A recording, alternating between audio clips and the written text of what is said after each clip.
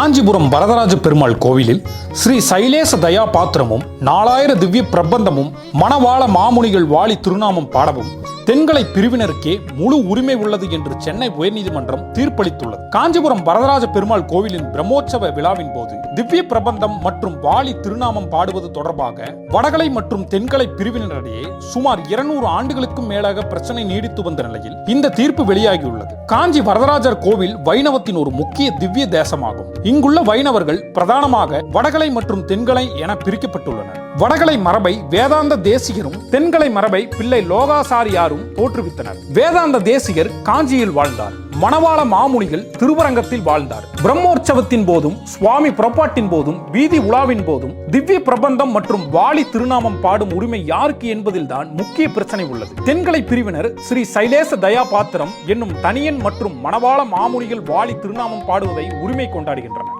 வடகலையினர் ஸ்ரீ ராமானுஜ தயாபாத்திரம் என்னும் தனியன் மற்றும் தேசிகன் வாழி திருநாமம் பாடுவதை உரிமை கொண்டாடுகின்றனர். பொதுவாக ஒரு பிரிவினர் பாடும்போது மற்ற பிரிவினர் இடையூறு செய்வது, இரு தரப்பினரும் ஒரே நேரத்தில் பாசுரங்களை பாடி சண்டையிடுவது அல்லது சுவாமி புறப்பாட்டையே தாமதப்படுத்துவது போன்ற நிகழ்வுகள் தொடர்வது பக்தர்களிடையே மன உளைச்சலை ஏற்படுத்தி வந்தது. இந்த விவகாரம் குறித்து சென்னை உயர்நீதிமன்றத்தில் பல வழக்குகள் தொடரப்பட்டு நிலுவையில் உள்ளன. இந்நிலையில் சமீபத்திய தீர்ப்புகள் தென்கலை பிரிவினருக்கு சாதகமாக வந்துள்ளன. 1915, 63, 69 வந்த பழைய தீர்ப்புகள் வரதராஜ சுவாமி முன்பு ஸ்ரீ சைலேச தயா பாத்திரம் 4000 திவ்ய பிரபந்தம் மற்றும் மணவாள மாமுனிகள் வாழி திருநாமம் பாட காஞ்சிபுரத்தில் வசிக்கும் தென்கலை பிரிவினருக்கே முழு உரிமை உண்டு என்று ஏற்கனவே பல தீர்ப்புகள் வழங்கப்பட்டுள்ளன. 2022 தனி நீதிபதியின் உத்தரவு இரு பிரிவினருக்கும் இடையே சமாதானம் ஏற்படுத்தும் நோக்கில் முதலில் தென்கலை பிரிவினர் ஸ்ரீ சைலேச தயாபாத்திரம் பாடவும், அதன் பிறகு வடகலை பிரிவினர் ஸ்ரீ ராமானுஜ தயாபாத்திரம் பாடவும், பின்னர் இரு பிரிவினரும் சேர்ந்து 4000 திவ்ய பிரபந்தம் பாடவும் உத்தரவிட்டார். இந்நிலையில்